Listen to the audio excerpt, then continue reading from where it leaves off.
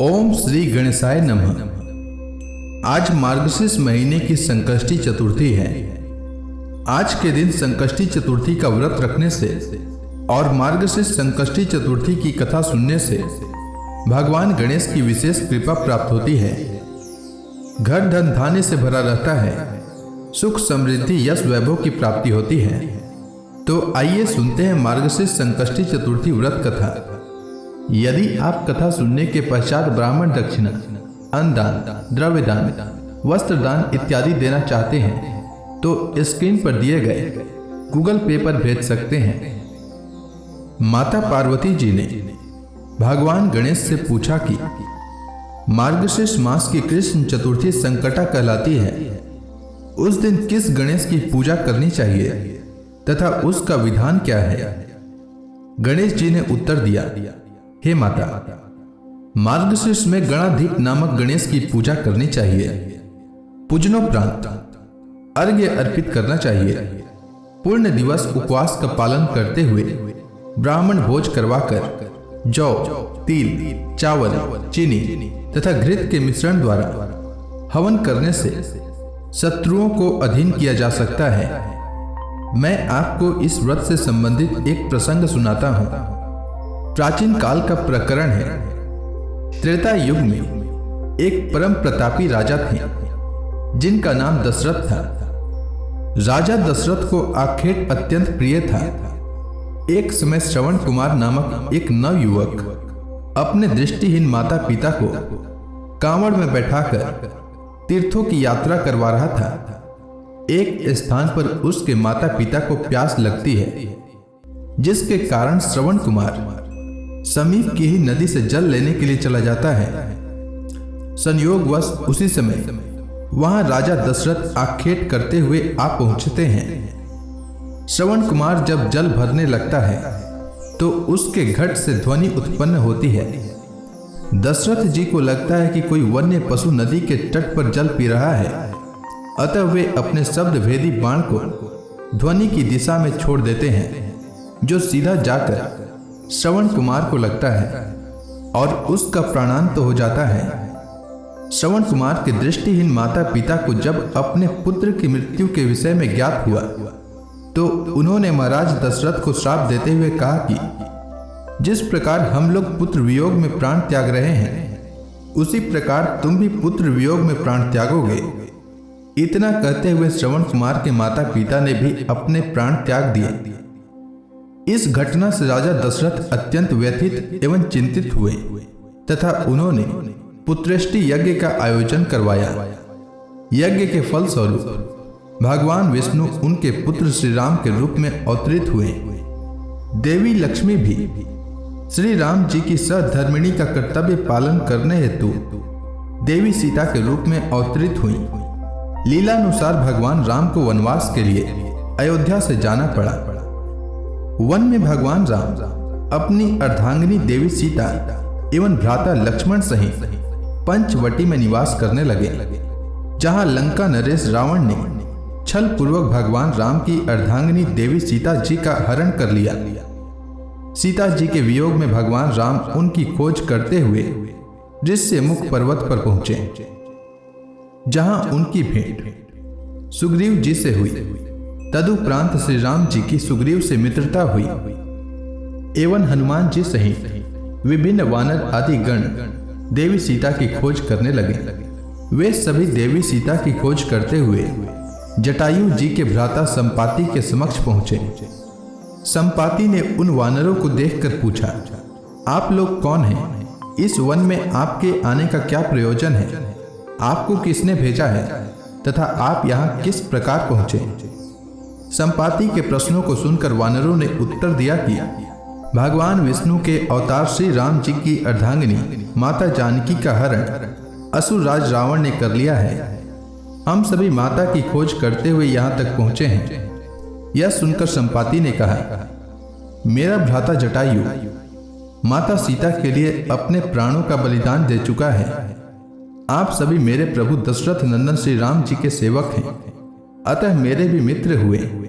मैं आपकी सहायता अवश्य करूंगा। यहाँ से कुछ ही दूर पर विशाल समुद्र है, जिसके उस पार राक्षसों की एक विशाल नगरी है। वहां वृक्ष के नीचे देवी सीता विराजमान है। मैं रावण द्वारा अपहरित देवी सीता जी को स्पष्ट देख सकता हूँ। आप सभी में हनुमान जी अति बलशाली एवं पराक्रमी हैं, इसीलिए उन्हें उस राक्षस की नगरी में जाना चाहिए। मात्र हनुमान जी ही अपने आत्मबल से उस विशाल समुद्र को लांघ सकते हैं। उनके अतिरिक्त कोई अन्य इस दुर्गम कार्य में समर्थ नहीं है। संपाति जी के वचन सुनकर हनुमान जी ने पूछा, हे संपाति, मैं इस विशाल समुद्र को भला किस प्रकार लांघ सकता हूँ? संपाति ने उत्तर दिया कि हे मित्र, आप संकट नाशन गणेश चतुर्थी का व्रत कीजिए। उस व्रत के प्रभाव से आप समुद्र को क्षण मात्र में पार कर लेंगे। संपाति के निर्देशानुसार हनुमान जी ने संकट चतुर्थी के उत्तम व्रत को किया। हे देवी, इस व्रत के प्रभाव से तत्क्षण हनुमान जी उस दुस्तर समुद्र को लांघ गए।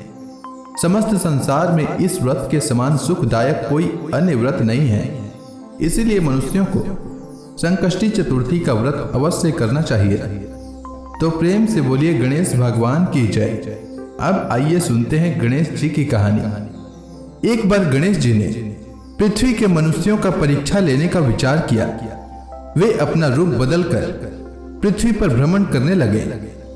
उन्होंने एक बालक का रूप बना रखा था और एक हाथ में एक चम्मच में दूध ले रखा था और दूसरे हाथ में एक चुटकी चावल ले रखी थी। गणेश जी गली गली घूम रहे थे, साथ ही साथ आवाज लगाते हुए चल रहे थे, कोई मेरे लिए खीर बना दो, कोई मेरे लिए खीर बना दो। कोई भी उन पर ध्यान नहीं दे रहा था, बल्कि लोग उन पर हंस रहे थे, उनका मजाक उड़ा रहे थे। वे लोग कह रहे थे कि भाई भला एक चुटकी चावल और एक चम्मच दूध से कहीं खीर बनता है। गणेश जी लगातार एक गांव के बाद दूसरे गांव इसी तरह चक्कर लगाते हुए पुकारते रहे, पर कोई भी उनके लिए खीर बनाने के लिए तैयार नहीं हुआ। सुबह से शाम हो गई। गणेश जी लगातार घूमते रहे। गांव में ही एक बुढ़िया थी, शाम के वक्त अपनी झोपड़ी के बाहर बैठी हुई थी। तभी गणेश जी वहां से पुकारते हुए निकले कि कोई मेरी खीर बना दो, कोई मेरी खीर बना दो। बुढ़िया बहुत कोमल हृदय वाली थी। उसने कहा, बेटा मैं तेरी खीर बना देती हूँ। गणेश जी ने कहा, माई अपने घर में से दूध और चावल लेने के लिए बर्तन ले आओ। बुढ़िया एक कटोरी लेकर जब झोपड़ी से बाहर आई तो गणेश जी ने कहा, माई अपने घर का सबसे बड़ा बर्तन ले आओ। बुढ़िया को थोड़ी झुंझलाहट हुई, पर उसने कहा चलो बच्चे का मन रख लेती हूँ, और अंदर जाकर वह अपने घर की सबसे बड़ा पतीला लेकर आई। गणेश जी ने चम्मच में से दूध पतीले में उड़ेलना शुरू किया। तब बुढ़िया के आश्चर्य की सीमा न रही जब उसने देखा दूध से पूरा पतीला भर गया है। एक के बाद एक वह बर्तन झोपड़ी से बाहर लाती गई और उसमें गणेश जी दूध भरते चले गए। इस तरह से घर के सारे बर्तन दूध से लबालब भर गए। गणेश भगवान ने बुढ़िया से कहा, मैं स्नान करके आता हूं, तब तक तुम खीर बना लो, मैं वापस आकर खाऊंगा। बुढ़िया ने पूछा, मैं इतनी सारी खीर का क्या करूंगी? इस पर गणेश जी बोले, सारे गांव को दावत दे दो। बुढ़िया ने बड़े प्यार से मन लगाकर खीर बनाई। खीर की भीनी भीनी मीठी मीठी खुशबू चारों दिशाओं में फैल गई। खीर बनाने के बाद वह हर घर में जाकर खीर खाने का न्योता देने लगी। लोग उस पर हंस रहे थे। वे कह रहे थे, बुढ़िया के घर में खाने का दाना नहीं और चली है सारे गांव को खीर खिलाने।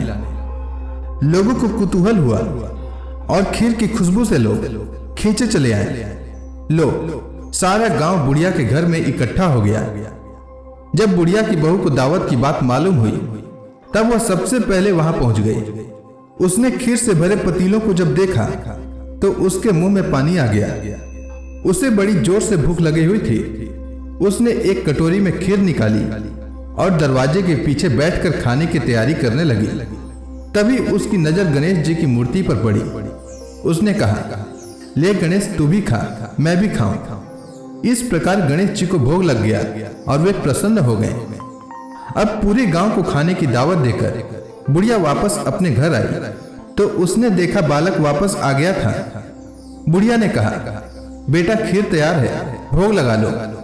गणेश जी बोले, माँ भोग तो लग चुका है, मेरा पेट पूरी तरह से भर गया है, मैं तृप्त हूँ, अब तू खा, अपने परिवार और गांव वालों को खिला।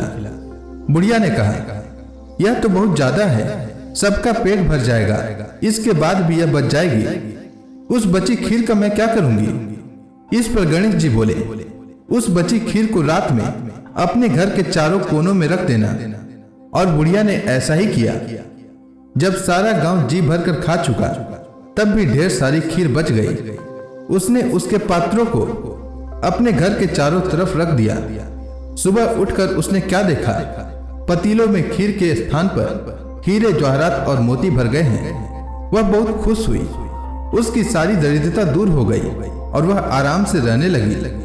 उसने गणेश जी का एक भव्य मंदिर बनवाया और साथ में एक बड़ा सा तालाब भी खुदवाया।